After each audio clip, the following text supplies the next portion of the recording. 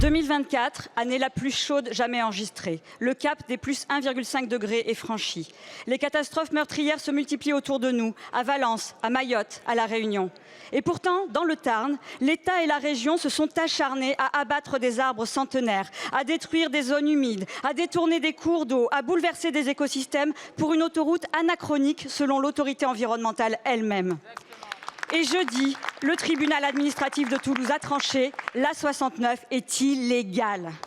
Son chantier destructeur est arrêté et c'est la victoire de toutes celles et ceux qui n'ont rien lâché. Collectifs citoyens, associations, syndicats, élus, hommage aux 2000 scientifiques qui ont élevé leur voix pour dénoncer ce massacre, aux écureuils, aux grévistes de la faim, aux zadistes, à toutes celles et tous ceux qui ont subi une répression indigne d'un pays qui se dit celui des droits de l'homme.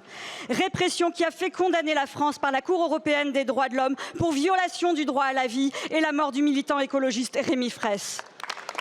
Et on n'oublie pas les 200 blessés de Sainte-Soline, dont la méga-bassine a été, elle aussi, déclarée illégale. Vous les avez tous traités d'éco-terroristes. Eh bien, aujourd'hui, la justice leur donne raison. Non, il n'y a pas de raison impérative majeure à la destruction de centaines d'hectares de terres agricoles, d'espaces naturels, de zones humides. Pas de raison impérative majeure à menacer 169 espèces protégées alors que la biodiversité s'effondre. Pas d'intérêt public à détruire le vivant pour que quelques privilégiés gagnent quelques minutes. C'est une décision historique. Oui, la préservation du seul écosystème qui permet la vie humaine est supérieure aux intérêts économiques et privés. La justice indépendante a dit le droit face au passage en force de l'État et contre les pressions des lobbies comme ceux des labos Pierre Fabre et leur lamentable chantage à l'emploi.